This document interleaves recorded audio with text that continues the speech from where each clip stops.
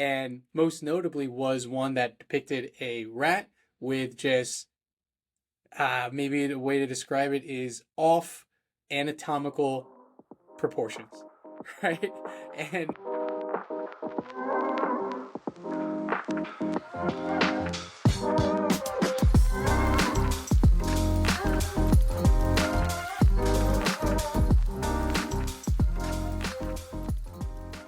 all right, welcome to another episode of the Bioinformatics Lab podcast. I'm Kevin Libuit with Andrew Page. We are from Theogen, and today we are talking about AI images and their use now, it seems, in scientific publications. There was a big story over the past couple weeks that was kind of filling our Twitter spaces for sure in the scientific discussion around use of AI images in a recent publication that was retracted. Andrew, you're somewhat familiar with this, I take it. Yeah, well, I've seen it on Twitter, and there's some very interesting figures that, at first glance, are not accurate, and they've clearly come from the mind of an AI, large language model, rather than reality. Yeah, and that's to put it mildly. And it was kind of the perfect storm of terrible happenstance that through this, kind of instance of, maybe something at the most benign sense, something slipped through the peer review process, but because of the nature of the article and the sort of graphic details of it and just the absurdity of it, it just spread like wildfire. So to give just more context to what it is that was kind of proliferating our social media spaces over the past couple weeks, there was a publication that was specific to, I think it was mammalian or specifically rats, like reproductive organ systems. And it was all about cellular pathways and all the like. And there was a recent publication in Frontiers in Cell Development in Biology. So no small tier sort of outfit in terms of the scientific publishing community. And in this article, there were a number of images that were clearly generated by AI. And most notably was one that depicted a rat with just maybe the way to describe it is off anatomical proportions, right? And not only that, like, so from first glance, you see, okay, this rat is clearly anatomically off. But then as you zoom into the image in and of itself, you could see that the labels have this tall tale sign that it was generated by AI, in that AI, be it Midjourney, Dolly, or otherwise, always has a really difficulties around depicting language. Like, it'll get letter-like shapes, but it's not actually letters. So like it'll be pointing to a part of the shoulder of the rat or something like that, and it just looks like this combination of Arabic and Greek letter symbols, but it's clearly off. And so this was going around, as I said, just the nature of the image of itself kind of caught people's eyes. And then there was just sparked this huge discussion of how in the world did this get through not only the peer review process, but as you and I know, there's also the editorial back and forth. Even once it gets peer reviewed, the journal will see a proof, they'll review it, the author again will see the proof, and then it gets out.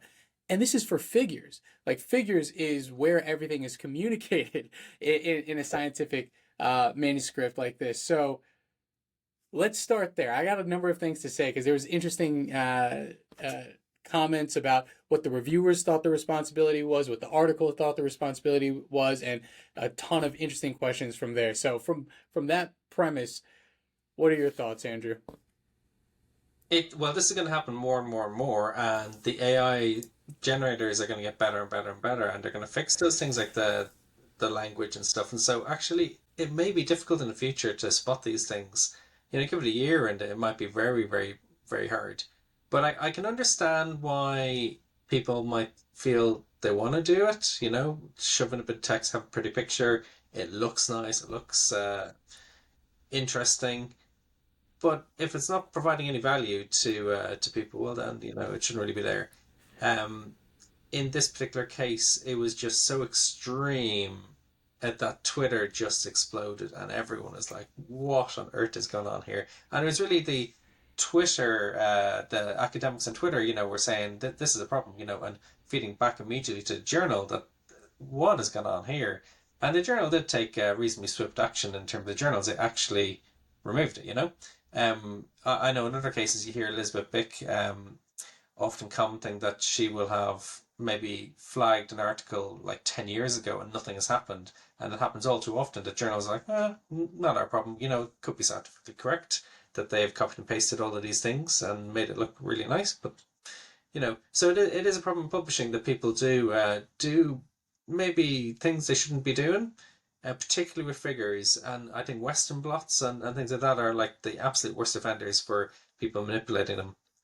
And there's whole, communities of people out there that just go and look at those and go, yeah, that's fake. That's your controls aren't real there. Anyway, in this case, it was a high quality picture.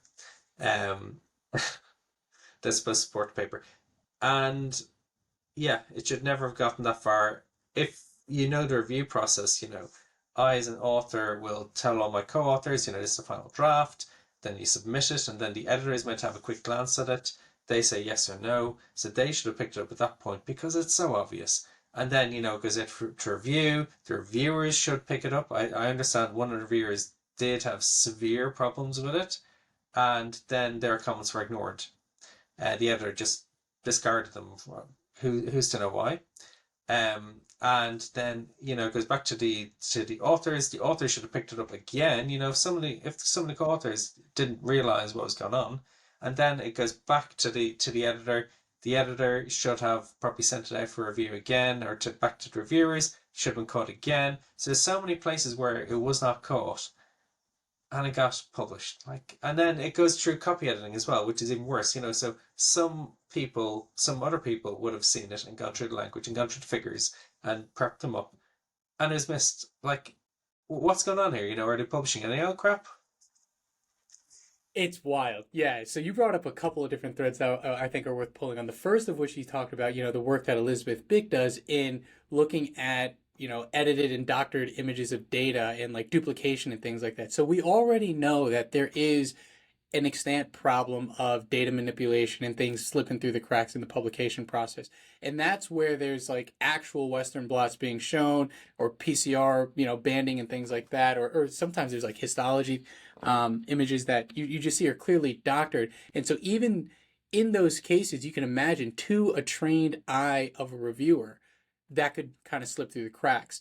I think with this example, kind of the reason it blew up in the way it did, or at least seemingly so, is because of how egregiously wrong the images were. Like maybe from like if you like squinted your eyes, it's like, okay, that looks like a scientific figure or something's going on there. But as soon as you clear view, you see what's going on. It's like, what is that? Let alone an expert's eye who was tasked to review this going through. And when I dug in just like a little bit more into this paper, it's a review article, so it's like it's trying to depict everything that's happening in the field for this particular area of research, and it's getting the figures wrong. And it's not only one; it's like every figure throughout the space is wrong. And like you said too, so there's often talking about this like Swiss cheese model where it's like there's all these barriers with small holes at each barrier, and in this case, it's hard to even imagine how big each of those holes must have been for things to get through.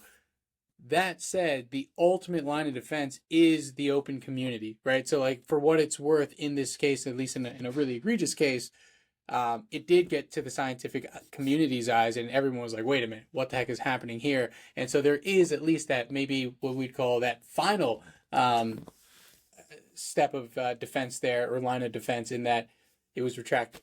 Right, like that is always an option too. If it gets through all of those peer review process, the editors, the copies, the author's review, and things like that, there is retraction.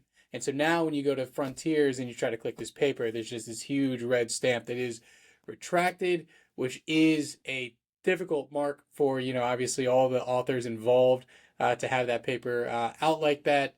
It speaks to the attractiveness of trying to get these kind of figures out there. And obviously, this is one laboratory that was caught. They're not going to be the only one. And then what you said beyond that too, it's going to get better. Yeah, and things like so for many years, there's paper mills where you can go and buy a place on a paper. You pay a little bit of money, and it's perverse incentives by often governments and universities where they say, oh, you must have this many papers per year, and so that people go and buy a position on a paper, and often these papers are like really really low quality. They're automatically generated reviews and things like that, and this before these large language model AI things come out, so it was easier to spot. And you'd have things like they would take a normal paper, take a section from a paper, and then they would change around a few words, and instead of maybe next generation sequencing, it would be subsequent generation ordering. And you'd be able to spot it because it's so obviously wrong, and they've just kind of used a thesaurus or something, to swap words in. And so scans of those kind of words actually revealed huge paper mills, in lots of different journals. Um, and of course, they're still out there because the journals are reluctant to remove them because they've gotten their open access fees, and it looks like legitimate paper. But it's going to get, well, it is getting harder now with like ChatGPT and the like, because the papers can actually, that they automatically generate, can look so much better, so much more impressive, and actually flow better and seem a lot more correct, even if they're not, but they might seem more correct. um so we got to watch out for those, and review articles are inherently an issue. They're usually, well, often they're very low quality, to be honest. A lot of journals don't publish them. I know some journals, like systematic reviews and things, are quite different, but for general review articles in areas, it can be a bit of a wild west, and people just churn them out. Anyway, bit of a rant. Yeah. No, I think that's fair too. And all those conversations about it getting harder. And we're talking figures where, again, there was this egregious example. Any layman can look and see the issues there. In the past, you've spoken about even just the text itself, and how that can find its way into the scientific writing. Now, in the conversation of paper mills and this extreme pressure that academics are facing of the publish or perish world, where they're going to want to churn a lot of these out, it's almost crazy to think they wouldn't use GPT to some extent, right? But then I guess the ethical line and the moral line and the scientific question we all have to ask is where is that line? Where's the acceptability of that use and integration of things like ChatGPT or otherwise in terms of their involvement in writing the paper? Um, and that's a tough question to answer. It's a very tough question, and I mean, I'm saying this as someone who's published a paper written by ChatGPT, because it was an editorial discussing the use of ChatGPT. So I can see the power of it, and but it's dangerous. You do, it gets things wrong. It's often in a very subtle way. You have to be careful, very careful to review it, and an expert has to double check it and everything. And you have to be clear where this stuff has come from. If you're presenting scientific results, like it's important, say, the ordering of words sometimes, because it can be so nuanced, and that's not necessarily nuanced so that ChatGPT can interpret. And the same with figures. They are conveying very complex information, and if a large language model has gone and kind of munged together many figures and gone, oh yeah, this is about right, it could give totally different conclusions. So I would be very cautious. I think whenever someone does use AI, it should be noted in the paper, totally upfront. This is where we've used it, and this is how we've used it. Um, but certainly not this kind of generating papers for the sake of generating papers. Like, that's just a waste of everyone's time. It's a waste of taxpayers' money as well, because often the open access charges are paid by taxpayers, and that's essentially fraud. Yeah, absolutely. And in this case, again, I think that's why this particular instance got caught wind in the way that it did, because it's like clearly scientific fraud. And what I think the spirit, a lot of the dialogue around this was the potential threat to the institution of peer review here, right? Because it's showing that this example got through. And if we talk about 3 to 5 years where it's that much better, there's that much more, many more scientists that are using this. But so you can imagine in that case, the volume of articles out there will only grow just because it's increasing, authors' productivity and being able to write that, be it in the good heart of just assisting them to write, or as far as it is, in the paper mill side to actually generate the entirety of the paper. But we're still, so as the production grows, the bottleneck becomes the manual reviewers, right? Where it's still peer reviewed on the manual end. So the argument you could imagine happening is, are we going to need AI? I mean, not even are we going to, we're going to need AI assistance on the review side. And then at that point, our institution of scientific peer review is so predicated on the trust that we have with our ability to use AI appropriately to screen. And what doesn't help is actually a lot of open access publishers who've gone for volume more than quality. And we all know who these kind of publishers are. You know, they publish 100,000 papers a year. You know, crazy, crazy, crazy numbers, and they seem to just take anything in and throw it out there because they want to get their open access charges. There is a finite limit, though. You know, you can't publish everything because the pools of money for open access charges are finite, and even though there is a transition from subscription models over to open access charges APCs, um, it's not limitless, and at some point they're just going to have to start universities and the like will have to start cutting it off and say, well, actually, we're going to have to look only at quality journals. No more publishing in these journals that accept everything. It has to be quality over quantity.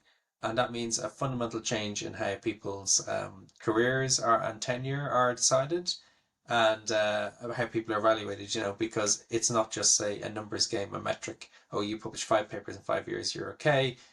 It's going to have to be, well, you publish one high quality paper and it got cited lots of times, and you can see it's really high quality, not just it's 5 mediocre papers in with AI images.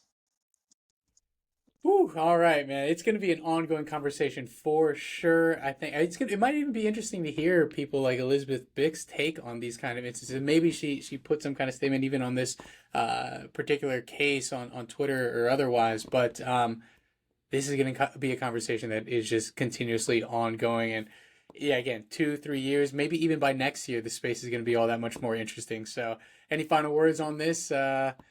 AI generated images and use in the publication process? Honestly, the next one is going to come along in probably a few weeks' time, and it's just going to be again and again and again. So watch your space. All right, man. We'll see everyone in the next one.